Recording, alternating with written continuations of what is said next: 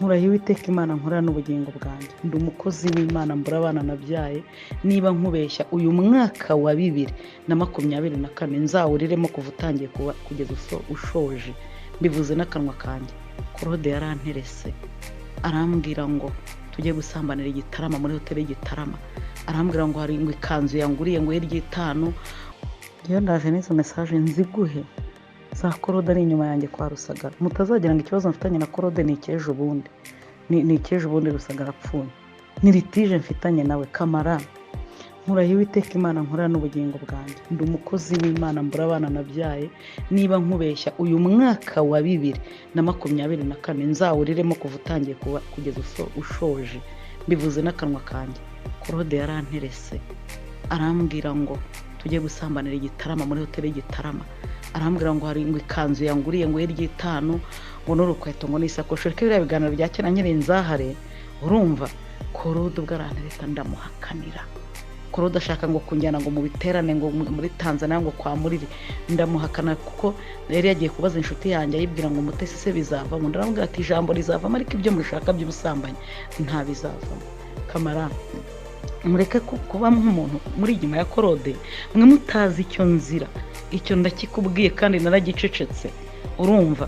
Naragicecetse ndamwihore ko do niba mbeshya imana ntizigere yemera kamarira ava ku maso yanjye muri 2024 bukemureka indahiro za CLAUDE. CLAUDE kuvuga ngo yampaye akazi ngo kamara mbure ubugingo nkigira mbo umukozi wa CLAUDE yeriraro. CLAUDE yari afite kampani ariyemera ngo bakeneye secretary ku Gisimenti, ndagenda mpageze ari abana n'umugore ubwo yari atandukanye n'itwa Petronira, abana n'undi w'igikaru bigasanze banabyaranye bari baranasezeranye bakoze divorce, abona kurongora umwe mu Ruhengeri avuga ngo wamwibye, wo mu Ruhengeri batandukanye abona kurongora wa hehe uyu nguyu bari kumwe. Ikindi kintu gikomeye CLAUDE nziza muri barabana twakoranye ibiganiro yerekana hari umupasiteri witwa Valentine atuye Kabeza.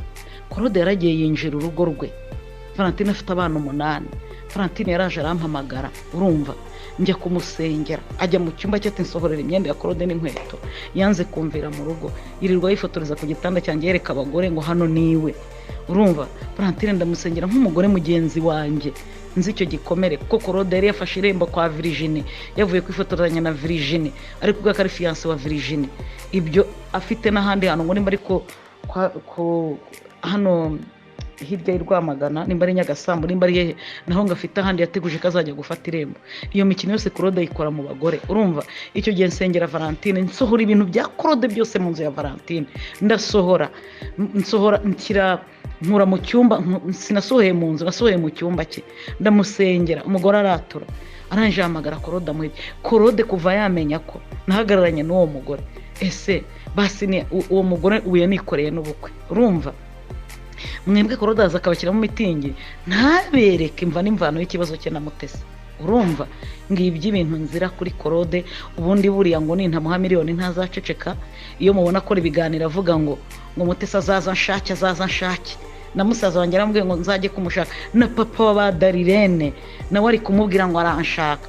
Njewe ndamuha amafaranga y'iki, icyo ngura nawe n'iki ko ndi umunyarwanda ukwiriye kurengerwa.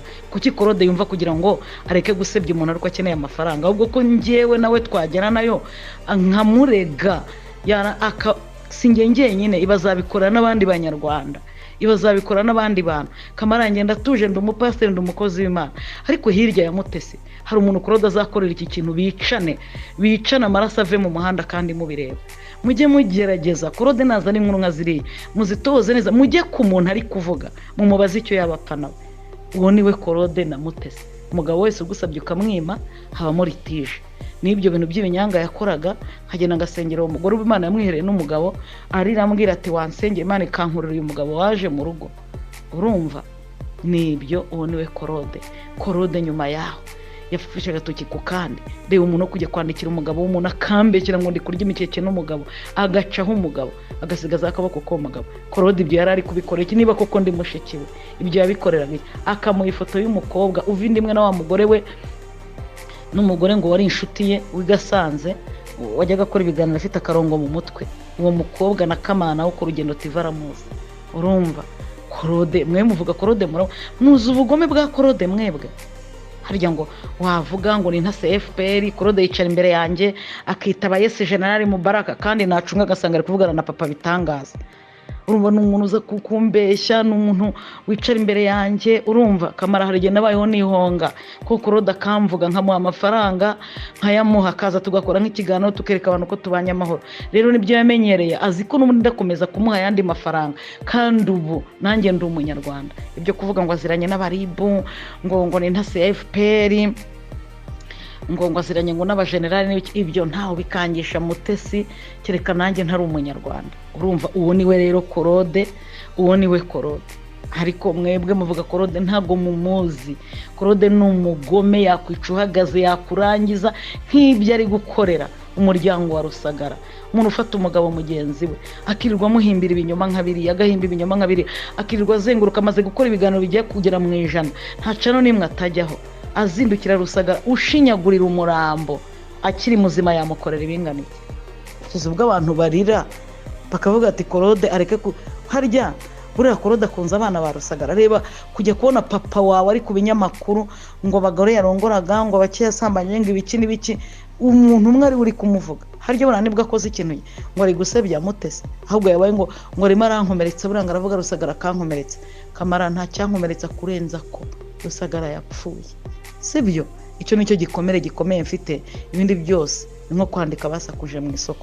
Ariko nkubwiye Claude, nubwo mujye nyuma ya Claude na Jihad rwo yandika ibintu Claude yamuhaye akajya kubivuga, akajya kubitangaza, agashyira papa Darene mu itangazamakuru, agashyiramo abana banjye, agashyiramo amatika, agashyiramo abagabo ntanazi hejuru ya Claude. Nukuri reka nkubwire Claude ni umutindi mu mutima, n'umutindi mu mutima burangwa akeneye amafaranga. Hari kera, ubu ntayo namuha, ahubwo namushyira hanze abanyarwanda n'isi yose bakamumenya. Rwanda Halo, Pastor makuru mumeze mute? Turashima Imana big man. Mu rugo biragenda? Turashima Imana. So, mukanya gato nibwo hari amajwi yangezeho ya Pastor Mutesi ari ibyo ari kukuvugaho. Ndavuga ayo majwi harimo ko waterese inshuro nyinshi Pastor Mutesi akakwanga, ndetse wagerageje kumubwira ngo mujye gusambanira niba nibuka neza i Muhanga. Yego. Yego. Ndagira ngo icyo ngicyo gihe nanone i Muhanga wari wamubwiye ko wamuguriye ikanzu ihagaze 150 ngo mujyaneyo. Ngiteza yombi agushyize hanze, nibyo koko ari kukubeshyira, bimeze bite? big Karame. Allo? Network. Allo, basta ndakumva. Nakumvise. Yego, aha. No muntu Pastor Mutesi no muntu umenyereye muri za gukina za planka. Muribuka planka yakiniye ku kibuga cy'indege avuga ko agiye muri Canada, agaragaza visa ya Canada itariyo, agaragaza passport ya Canada itariyo. Avuga ngo aragiye ngo ntazadukumbura, ngazagaruka nyuma y'imyaka 5 ngo y'agasozi kamwe kakwanze ujya ku kandi. Rero planka Mutesi ni ibintu byiwe, arabimenyereye kuba umukinnyi wa planka. Yego. Icya kabiri, hari ikiganiro kuyoboka Imana nagaragaje maze kubona umugore witwara iravuga ibyo bintu, je byabaye bicyacya mu matwi yanjye. Yego. Aho twakoranye ikiganiro ku itariki 19 z'ukwa 2020 kuyoboka Imana TV. Twara abatumirwa 7 na Yoweri Sengurebe uyoboka Imana TV uyoboye ikiganiro wa 8. Yego. Aho Pastor Mutesi yavuze ko twakoranye muri kopeke yitwaga Gisubizo. Nyuma yaho avuga ko nari mushati icyo gihe ariyo mpamvu yansuzuguraga nsaba akazi icyo gihe mu Gisubizo. Yari sekreteri wa deje w'ikigo cya kopeke. Yego. Nyuma yaho rero nza kubona akazi muri icyo kigo, ariko bitanyuze kuri we. Avuga ko nyuma yaho yaje gusaba akazi wanjye ndakamuha muri company yakoraga amasuku yitwaga Enviro Cleaners International ku Gisimenti, niho nakoreraga office. Yego. Ndamukoresha rero hirya abantu yababwiraga ko tutigeze dukorana na rimwe. Ngewe rero nazanye icyo bita ibimenyetso siga bya video yakoreye kuyoboka Imana TV. Yego. n'ibimenyetso bya mbere utuvuga niyo video iyobokamana ejo bahise bayisiba. Ukimara kuvuga ibyo bimenyetso iyobokamana yisisiba iyo video, iyobokamana yahisikuraho icyo kiganiro, ariko gihe amahirwe nta kidanerodinze nagishyize muri mashini za computer zigeze muri ebyiri ndagifite. Uragifite? Kirimo Brigitte, Bishop Brigitte, kikabamo Pastor Mutesi, kikaba umudamu witwa Gihozo Josiane w'umwadeperi umuvugabutumwa muri adeperi Gikondo, yego, atuye rwa Rutabura. Kikabamo umugabo w'umupasiteri witwa François Habimana. François atuye Nyamirambo, akunda gukorana ibiganiro na Yoweri Iyobokamana na Mutesi, bajyaga bakorana ibiganiro mu myaka yatambutse ku Iyobokamana n'uwo mugabo. Yego. Hakabamo Apotre Mukabadege Liliane ufite urusengero umusozi w'ibyiringiro Kimisagara. Aho ubwo rero nanjye ubwanjye icyo kiganiro nkirimo. Aho yavugaga ko namurangiraga abagabo nkaho yarabembye nanze kumurongora kandi atari mushiki wanjye tuvuka mu nda ya mama. Urumva umuntu nk'uwo wavuze amagambo nk'ayo yagaruka gute avuga ngo naramusabye hanyuma aranyuma kandi nari mfite ubushobozi bwabasha kumpa? Ni gute warangira umuntu abantu kandi nawe utirangiye utabashe kwiga? Hari na screenshot zagiye hanze, izo zo ndazifite, nicyo gituma nzi kubaje wenda n'abantu bari kudukurikirana bari kuzireba. Uri kwandikira umugabo we nyakwigendera witabye Imana, Imana mwakire, umubwira yuko yagiye kumuca inyuma ngo yagiye mu Burundi kurya imikeke, niba ari imikeke niba ari imikeke sinzi uburyo bayivuga, n'undi mugabo. Ibyo byose kuba warikoze kugira ngo ubatandukanye, ko n'ibiganiro byose mwakoze cyangwa n'ibiganiro byose mwakoze bigaragaza yuko mwiyunze. Ibyo biganiro byose uwabikoraga ariko yabanje kukwishyura amafaranga. Inde wanyishyuraga? Mutesi yarabanzaga akakwishyura amafaranga. Ndetse ngo waravuze ngo kugira ngo usigaye ugenda uvuga ibiganiro uvuga ngo mu biganiro ati Mutesi azaze duhure, niba nshaka azanshake duhure, ngo wategetse yuko ngo muziyunga ari uko aguhaye miliyoni. Nakubwiye ngo ni umukinnyi wa puranka, arabimenyereye gukina puranka nk'uko umuvugizi wa RIB yabivuze ejo muri ku kiganiro kwa Cita. Yavuze bamwe mu bakina za puranka, yavuze bamwe mu bakinnyi ba puranka. Nibwira yuko rero bya bindi umuntu abura icyo avuga ku nka akavuga ngo dore kiriya gicebe cyayo. Mutesi ntacyo, Mutesi ni imyemerere turimo, ni uko yavuze ngo yarapfakaye, igihe sinemeze ko yapfakaye, ko ahubwo yabuze umukunzi fiance. Rero urumva hari igihe yigeze kuba akubitana n'ibibazo bya social media bavuga ngo umugore Mutesi abagabo bangaye, harimo na camarade icyo gihe avuga ko Mutesi ngo ashatse abagabo 6. Yewe rero ngaragaza ni nanjye wabwiye camarade ni camarade ntabwo ari byo rwose, ntabwo ari abagabo 6 gihe abagabo ba Mutesi ndabazi. N'ubukwe bwose narabutashe, kereka bamwe na bamwe bagiye bajya mu rukundo rukagarukira mu nzira. Yego. Hari n'umugabo wo muri AEB usengera mu baproso muri AEB ku Kacyiru. Yego. Witwa François, ni muramu wa Eliane niyo nagira uriya mudamu mu Bubiligi. Yego. Bigeze bakundana na Mutesi, umugabo afite umugore w'isezerano. Mutesi ajya mu rukundo n'uwo mugabo, Mutesi atererwa izi n'uwo mugabo, umugabo aturugwa aragenda ari kumwe na Mutesi. Ibyo byose byabaye Mutesi abizi yuko uwo mugabo afite urugo. None se urumva Eliane niyo nagira ibyo n'ibiganiro biri no muri social media bitatambuka. Yego. Kandi biracyahari ibyo biganiro. Ibyo Eliane niyo nagira yakoze yavuze kuri Mutesi. Rero urumva ngewe ibyo nemeza abagabo nabonye ni uwa mbere n'uwa kabiri, n'abandi bagiye bajya mu rukundo na Mutesi n'abanzi ashaka gutangaza amazina yabo ku mpamvu zabo bwite, kuko bo ntabwo bigeze bajya muri social media. Ariko impamvu vuzo François yavuzwe muri social media na muramu we Eliane niyo nagira. Njya gushinjije nanone mu ijwi mfite ndi bukine, nawe nagushishikariza kuryumva yuko uri umwe mu bagabo nyine bakunda kujya mu bagore benshi. Nkeka ko yavuze abagore 4 ndakeka 4 gutyo ngo ukunda gukina abagore. Ntabwo bizi ibyo ngibyo, ibyo byayo majwi simbizi, niba yaguhaye niba ari wayaguhaye niba atari wayaguhaye ko simbizi. Yego. Kandi niba nkunda kujya mu bagore ntabwo murusha ibyo byose. Niba yaragize nose niba najyaga mu bagore ubwo nawe yashingiye n'amwanya ubwo kandi murangira abagabo Big man karame yewe ntabwo najya mu matiku nk'ayo ngayo. yego Mutesi nagubwe neza yagize ibyagabura umukunzi, so kuba ntemera ko yapfakaye nkemeza ko yabuze umukunzi fiance ntabyo twabipfa kandi ikindi kuba agaragaza ngo namutandukanyije na Rusagara none ubwo arimo aremeza yuko Rusagara batari bakiri kumwe none ubwo byahita bigaragara ko message yagaragarije Sabe mu Isimbi TV zitari zo kuri uwo munsi batavuganye.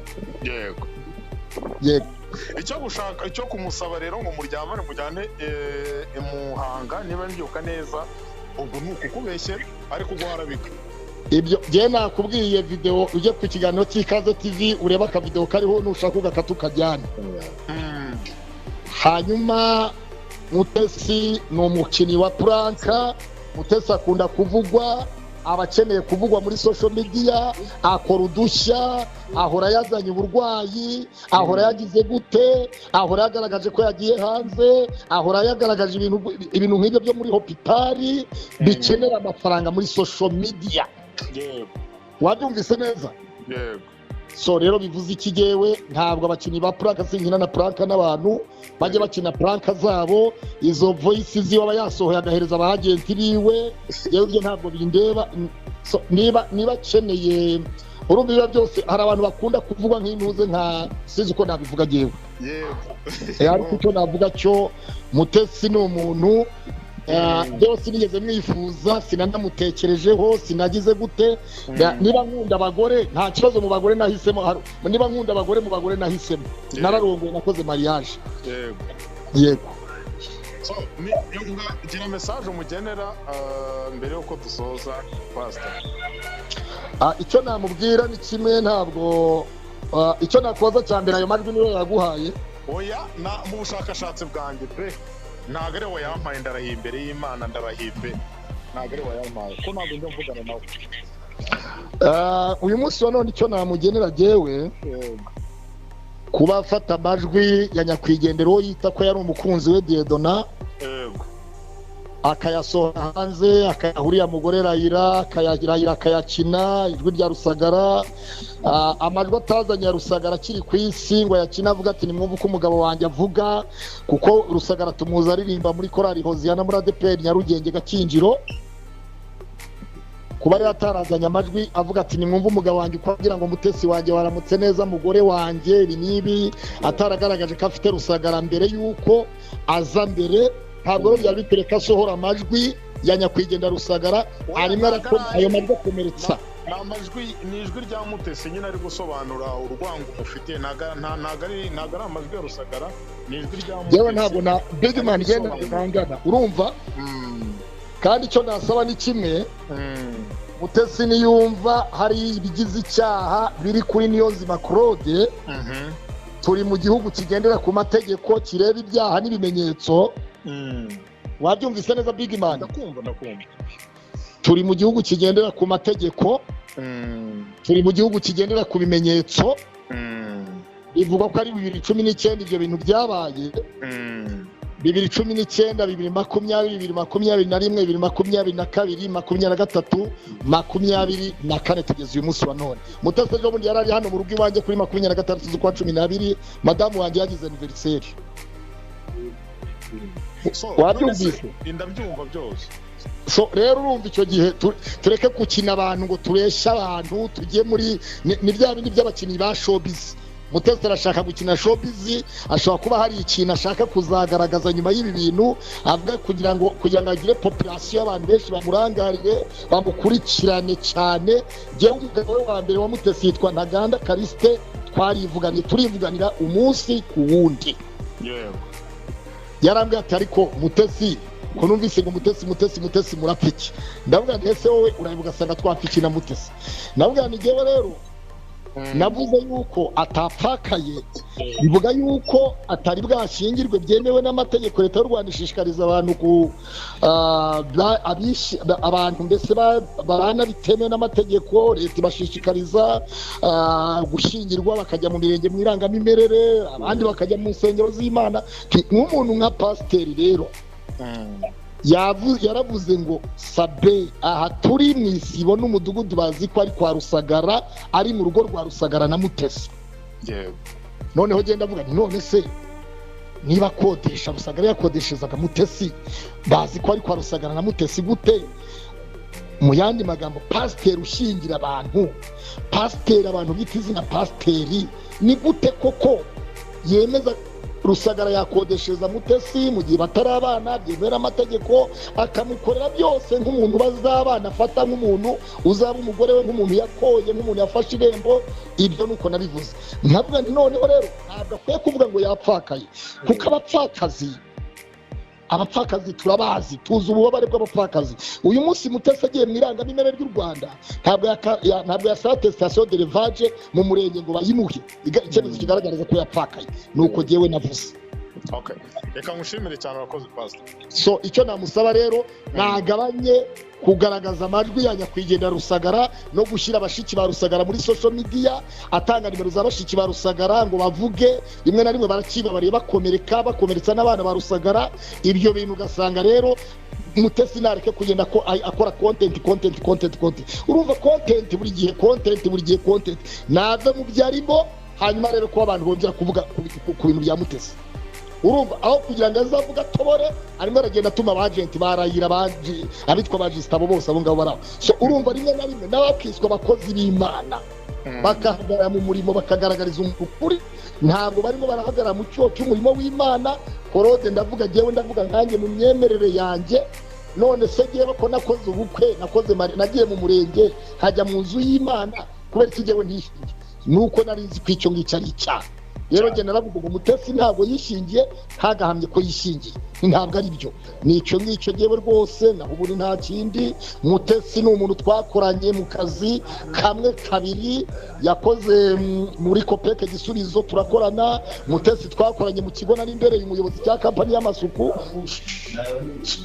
So mu yandi magambo rero navuga ngo big man iyi social media turimo, Mutesi nagabanye social media, cyangwa afite channel yiwe yitwa Giraneza TV, ayivugireho, atangireho ubutumwa, areke kugenda aca mu gihura cye anyura panya yohereza abantu amajwi ngo dore mbijwi rya Rusagara, dore abantu bavuganye na Rusagara muri sauti, ibintu nk'ibyo.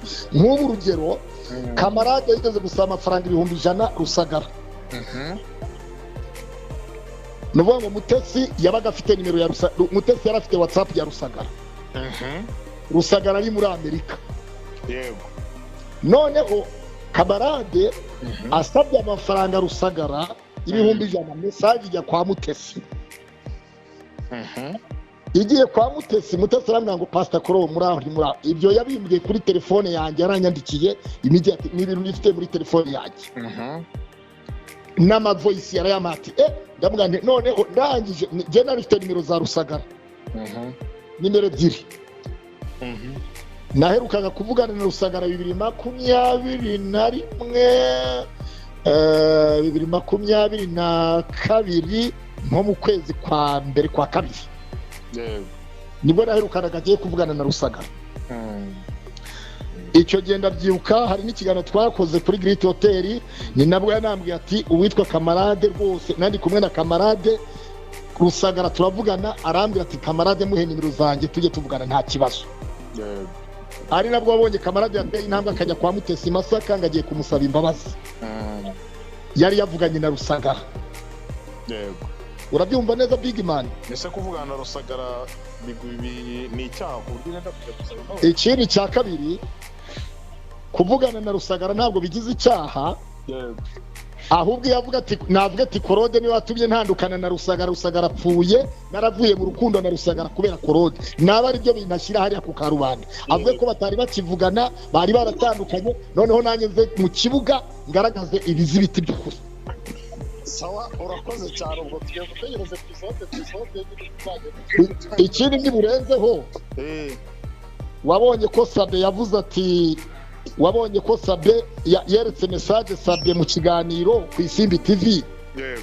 Aravuga ngo Sabe ngo dore message ngo twanandikiranaga ngo dore ngo na message. Sabe aravuga ngo ariko izina ryo wayanditse ngo ntago ndibona. Ikintu waragikurikiranye? Yego. So rero icyo navuga ku rwanjye ruhande, Pawulo yaranditse aravuga ngo yifuza gukora ibyiza ibi bikamutanga imbere. Mutesi naceceka n'abagenti biwe yohereza za message na za voice Claude ndaceceka. urakoze cyane Ariko mu gihe abagenti bakomeje akomeje kuvuga we ntashaka kuvuga nkawe arimo arohereza za message nk'ubu nawe uri murabwanga amajwi cyasina ndayazi ariko jewe ubwanjye niba yumva afite ikibazo